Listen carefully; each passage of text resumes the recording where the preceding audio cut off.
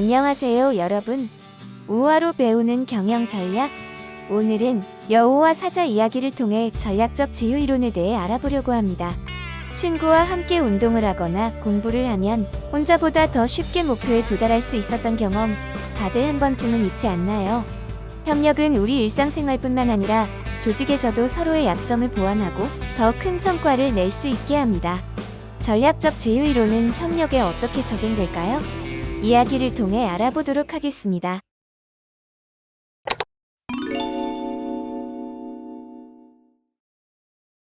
어느 숲속에 나이든 사자와 똑똑한 여우가 함께 살고 있었습니다. 나이든 사자와 힘이 약한 여우는 힘을 합쳐 사냥을 하여 먹이를 구하기로 약속했습니다. 둘이 함께하면 언제나 쉽게 먹을 것을 구할 수 있었습니다. 그렇게 얻은 사냥감은 사자가 항상 더 많은 양을 차지했습니다. 왜 항상 사자가 더 많은 고기를 가져가는 거지? 불만을 가진 여우는 혼자 사냥을 나가기로 결심했습니다. 하지만 혼자 하는 사냥은 쉽지 않았습니다. 사자가 없으니 사냥감이 쉽게 도망갔고 결국 지친 여우는 사냥꾼에게 들키고 말았습니다. 그제야 여우는 비록 사자가 더 많은 먹이를 가져가더라도 사자와 함께한 사냥이 더 수월했음을 깨닫게 되었습니다. 이 이야기로부터 도출할 수 있는 이론이 바로 전략적 제휴 이론입니다. 전략적 제휴 이론은 말 그대로 두 개 이상의 조직이 서로의 자원이나 역량을 공유하거나 협력하는 전략을 의미합니다. 각자가 가진 강점을 결합하여 개별적으로는 얻기 어렵거나 얻을 수 없는 목표를 달성하려는 방식입니다. 앞서 본 우화에서 여우와 사자는 서로의 강점을 결합하여 사냥을 성공적으로 해낼 수 있었습니다. 사자는 힘으로 먹잇감을 제압하고 여우는 재빠른 머리와 움직임으로 사자를 보조하며 서로의 약점을 보완했지요. 하지만 여우가 혼자 사냥을 나갔을 때는 이런 협력의 장점을 누릴 수 없었고 결국 실패와 위험을 경험하게 되었습니다. 이처럼 전략적 제휴는 혼자서는 얻기 어려운 성과를 만들고 리스크를 줄이며 더 큰 시너지를 창출하는 중요한 전략입니다. 전략적 제휴는 4단계로 이루어져 있습니다. 전략적 제휴의 가장 첫 단계는 목표 설정입니다. 협력하는 각 조직이 추구하는 목표를 명확히 정의하는 단계입니다. 목표는 구체적이고 달성 가능해야 하기 때문에 KPI를 설정하는 것이 좋습니다. KPI의 스마트 원칙에 따라 목표를 설정하면 되겠지요. 목표 설정 단계는 두 조직이 동일한 방향성을 가지고 협력할 수 있도록 초석을 다지는 단계입니다. 다음은 자원 공유 단계입니다. 각 조직이 협력하여 목표를 달성하기 위해 필요한 자원을 제공하고 이 자원을 최대한 효율적으로 활용하는 과정입니다. 기업들은 자산, 기술, 인력 등 다양한 자원을 공유하여 시너지를 창출합니다. 예를 들면 한 조직이 기술을 제공하고 다른 조직이 유통망을 제공하는 식으로 자원을 결합합니다. 이 과정에서는 ROI를 측정하여 자원 활용의 효율성을 분석하고 각 조직이 제휴를 통해 얻는 이익을 최적화하는 것이 중요합니다. 세 번째 단계는 위험 관리입니다.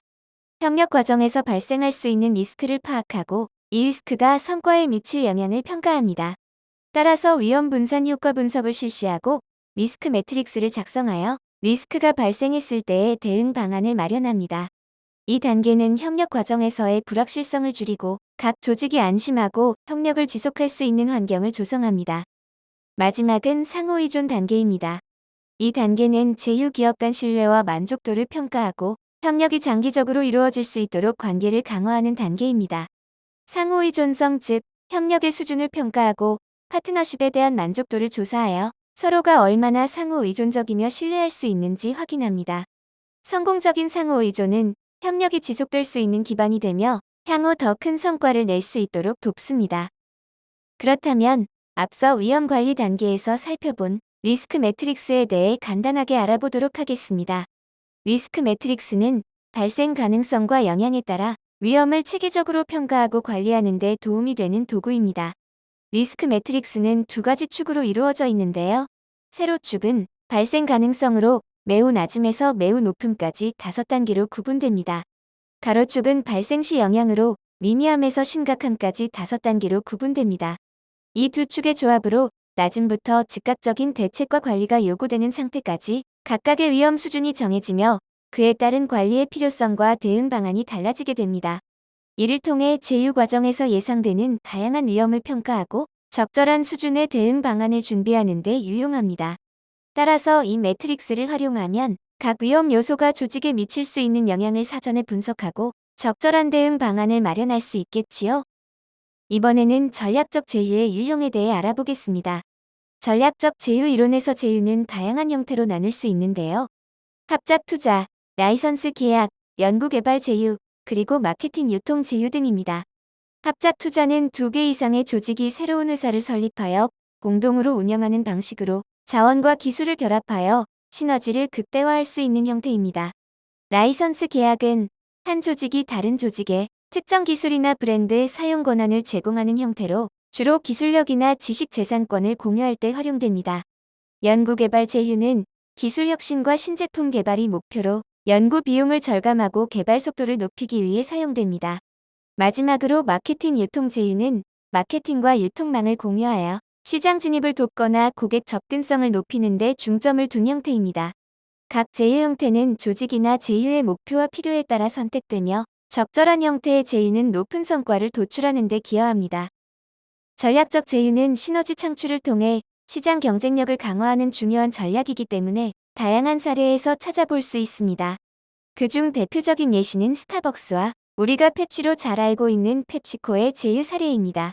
1994년 스타벅스와 펩시코는 북미 지역에서 RTD, 즉석 음료 커피 시장을 개척하기 위해 NACP, 북미 커피 파트너십을 맺습니다.